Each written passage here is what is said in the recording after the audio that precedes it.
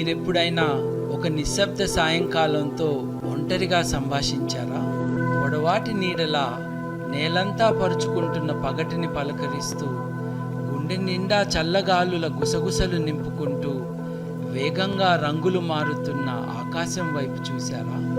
సాయం సంధ్య సూర్యుడు పర్వతాల వెనుక కనుమరుగవుతూ ఉంటే, తరంగాల సంగీతాన్ని వింటూ సూర్యుడు సముద్రంలోకి జారుకుంటూ ఉంటే, ఆఖరిగా తన పగటి ప్రయాణం చాలించి రాత్రికి స్వాగతం పలుకుతూ సూర్యుడు త్వరగా దిగ్వలయం వెనుక అంతర్ధానమవుతూ ఉంటే, ఆ మనోహర సన్నివేశాన్ని ఎప్పుడైనా ఒంటరిగా కూర్చుని తిలకించారా?